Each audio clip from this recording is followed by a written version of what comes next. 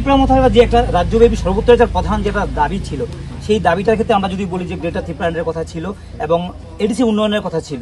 সবাইকে ত্রিপুরা পাবলিক অপিনিয়নে স্বাগত। আজকে আমরা বুদ্ধবাবুর এলাকা 19 আমতলী গোলাঘাটি কেন্দ্র, সেই কেন্দ্রে আমরা রয়েছি।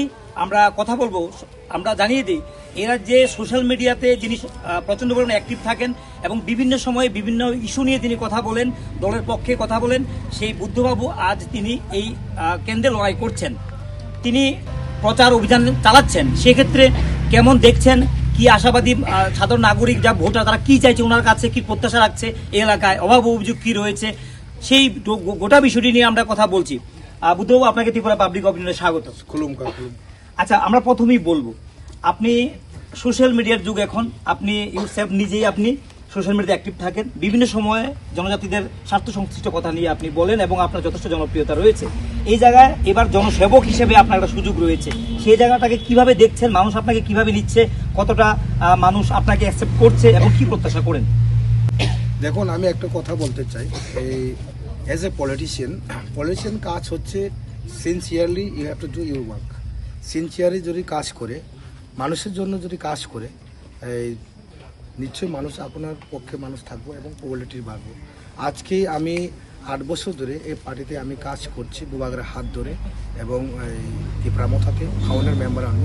ত্রিপুরামথা 8 বছর কাজ করার পরে এই কাজের ভিতরে আমি মানুষের সঙ্গে গিয়ে বসেছি, মানুষের সঙ্গে কথা বলেছি, মানুষের যা সেবা যত্ন করার দরকার, এই যে পলিটিশিয়ান আমি সমাজ সেবা এরকম করছে।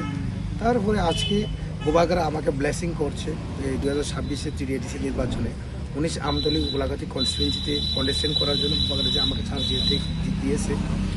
আমি প্রথম বুবাগরাকে মহারাজকে আমি ধন্যবাদ জানাতে চাই, কারণ মানুষ চাই সেই এই আজকে যে রাজনীতিতে দাঁড়িয়েছে, এটা 1990-1980 সালের রাজনীতিক পলিটিক্স নয়। মানুষ ডিজিটাল যুগ, ডিজিটালভাবে কাজ করতে হবে, ডিজিটাল দিয়ে কাজ করতে হবে। যতদিন তুমি ডিজিটাল যুগে তুমি ডিজিটালের মাধ্যমে যদি কাজ করে, মানুষের সেবা যদি করে, নিশ্চয়ই মানুষের পপুলারিটি বাড়বে। আমি আশা করি এটা সব বুবাগরার কাছে সম্ভব। উইদাউট বুবাগরা নাথিং। তো আজকে সেই বুবাগরা পপুলারিটি তো বুবাগরার কারণে আমি আজকে জানিয়েছি। আচ্ছা, ত্রিপুরা মোথায় যে একটা রাজ্যব্যাপী সর্বোচ্চ প্রধান যেটা দাবি ছিল, সেই দাবিটার ক্ষেত্রে আমরা যদি বলি যে গ্রেটার ত্রিপুরার কথা ছিল এবং এডিসি উন্নয়নের কথা ছিল। একদিকে রাজ্য সরকারের প্রধান মুখ্যমন্ত্রী বলছেন যে এডিসি অর্থ দেওয়া হচ্ছে, এদিকে ত্রিপুরা মোথা প্রমুখ এবং আপনারাও বলছেন বিভিন্ন সময় যে আসলে টাকা আসছে না আমাদের হাতে। সেই জায়গাটার মধ্যে যখন আপনারা বলছেন, সাধারণ মানুষ তারা এটাকে কিভাবে নিচ্ছে যে পাহাড়ে জল, রাস্তা, বেসিক যে অ্যামিনিটিসগুলি রয়েছে মানুষের, সেখানে চাকরি, বেকারদের কিছু চাকরির ব্যাপার রয়েছে। আমরা দেখছি স্পেশাল এক্সিকিউটিভ কোবে থেকে তাই বিজ্ঞাপন নেওয়ার পর চাকরি হচ্ছে না, এবং নিশ্চয়ই চাকরিগুলি প্রদান করা হলে আপনার এডিসি এলাকার লোকজন সেটা চাকরিগুলি ছেলেমেয়েরা কিছু পেত, সেটাও ঝুলে রয়েছে, কখনো কোনো আওয়াজ উঠছে সেটা বাতিল হয়ে যাবে। সেখানে একটা বেকারদের একটা দাবি দেওয়া রয়েছে। সেই জায়গাটা থেকে যদি কথা বলেন, যে বেসিক এমিনিটিস বা বেসিক যে ডিমান্ডগুলি থাকে মানুষের, জলের কথা, সাধারণত মানুষ এখানে চায় এডিসিতে জল হোক, একটা বিদ্যুতের ভালো ব্যবস্থা হোক, সঠিক রাস্তাটা হোক, সেটা করার ক্ষেত্রে বলছেন যে আপনার টাকা দিচ্ছে না রাজ্য সরকার। সেই জায়গাটাকে আপনারা কীভাবে দেখছেন, কি বলবেন? আমি বলছি দাদা, আপনারা সবাই জানেন বিগত 10 বছর ধরে পুলিশ কমিটি নির্বাচন করেছেন। পুলিশ কমিটি হচ্ছে আমাদের যেমন আপনার গ্রাম পঞ্চায়েত, মিউনিসিপ্যালিটি, নগর পঞ্চায়েত, এরকম একটা লিস্ট কমিটি। লিস্ট কমিটির মধ্যে 5টা ওয়ার্ড বা 6টা ওয়ার্ড থাকে। ওয়ার্ড থেকে নির্বাচিত হয়ে মেম্বার আছে, তারপর আমরা ব্লিচ চেয়ারম্যান করে ব্লিচ চেয়ারম্যান তো ইলেকশন করা হয়েছে। তো উন্নয়ন কীভাবে হবে? উন্নয়ন তো যদি করতে গেলে তো প্রথমত প্রাথমিকভাবে উন্নয়ন থেকে আপনার এই কাগজ এবং সব কিছু যেতে হবে প্রাথমিকভাবে। প্রাথমিক তো আমরা হচ্ছে আপনার ব্লিচ কমিটি। তো ব্লিচ কমিটি ইলেকশন 10 বছর ধরে করাচ্ছেন না। আমি তো বলতে চাই এই সরকারের কোনো আইন আইনি মেনে নাই সরকার, গভর্নমেন্ট। তাছাড়া উন্নয়ন তো আমরা করার জন্য আমরা দাবি উঠেছে। উন্নয়ন আপনার 14 লক্ষ ত্রিপ্রাসার মধ্যে যদি 8.5 কোটি টাকা, 800 কোটি টাকা যদি টাকা দিয়ে কীভাবে উন্নয়ন করা হবে?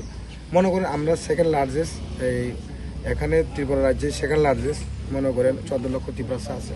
ত্রিপ্রাসা যদি এখন বলছেন ক্যাটাগরির মাধ্যমে 30%, যদি মনে করেন 100-এর মধ্যে 30% যদি হয়, স্টেটের বাজেট যদি 33,000 crore হয়, তো আমাদের তো 9,000 crore সামথিং হওয়ার দরকার। টাকাটা তো আমাদেরকে দিচ্ছে না। তাহলে বলছেন এডিসিকে বঞ্চনা করা হচ্ছে? Yes, obviously. আপনারা তো জানেন ভালো করে, সারা 800 কোটি দিয়ে কোনো হয়?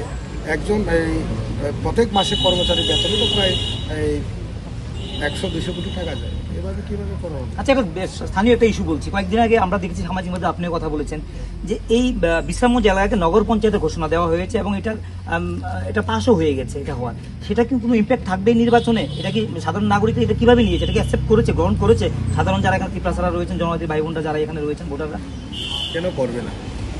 Actually as per the constitution of 6 schedule, যখন কোনো এডিসি এরিয়াকে বাউন্ড করে যদি নগর পঞ্চায়েত যদি বা এই গ্রাম পঞ্চায়েত যদি করতে হয়, প্রথমত আইনত বা constitution as per the 6 schedule, এই পঞ্চায়েত যদি করতে হয় রাজ্য সরকার প্রথমত এডিসি গভর্নমেন্ট থেকে এনওসি নিতে হয়। তো আমরা এখানে দেখেছি বিশ্রামগঞ্জের নগর পঞ্চায়েতের সিস্টেমটা একদম আলাদা, উইদাউট কোনো পাবলিক ইন্টারেস্ট, এবং নমিনেটেড আমাদের চেয়ারপারসন আছে যে বিষয়গুলো চেয়ারপারসনের সঙ্গে কোনো আলোচনা, এবং আমাদের বিধায়ক আছে, বর্তমান বিধায়ক ত্রিপুরা মতো বিধায়কের সঙ্গে কোনো আলোচনা না করে ডাইরেক্টলি যদি নগর পঞ্চায়েত ঘোষণা দিলে কি আমরা মেনে নিব? কোনোদিন মানব না। বিশ্রামগঞ্জের মানুষ এখন খুব বিজেপির উপরে আর সরকারের গভর্নমেন্টের উপরে, কারণ এভাবে তো জবরদস্তি করে নগর পঞ্চায়েত হয় না। তো নগর পঞ্চায়েত করতে হলে সিস্টেমে যেতে হয়। তো বিশ্রামগঞ্জের মানুষ এখন আতঙ্ক এবং বিজেপির উপরে খুব এবং নগর পঞ্চায়েত কথা শুনলে মানুষের মন এবং মাথা গরম হয়ে যায়। তাই আমি বলতে চাই এই নগর পঞ্চায়েত ইস্যু নিয়ে বিজেপি কোনো কাজে লাগাতে পারবে না এবং কোনো লাভ হবে না, বরং ওদের ভোটারগুলো আছে সবগুলো বিজেপি করে ঘুমিয়ে গেছে। আচ্ছা, গত এই আসনটি ছিল ত্রিপুরামথার আসন, এবার কত ভোটে আপনি মানে জয়লাভ করতে পারেন বলে আশা প্রকাশ করছেন? আমার ভোটার আছে 40,640। যদি আমি মনে করি যদি 80% বুথ করে 32,000 সামথিং, কাস্টিং যদি 80% হয় 32,000 কাস্টিং হবে। তো 32,000-এর মধ্যে আমি 20 থেকে 29,000 আনবো।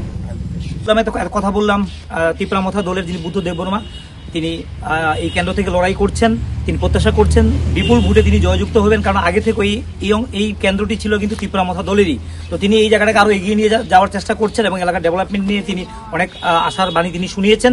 তো আমরা লক্ষ্য রাখবো, আগামী দিনে নির্বাচন আসছে, এখনই কিছু বলা যায় না, সর্বশেষ ফলাফলের পরই আমরা আবারও হয়তো আপনার সঙ্গে কথা বলবো, আপনার বক্তব্য আমরা নেওয়ার চেষ্টা করবো। Thank you very much.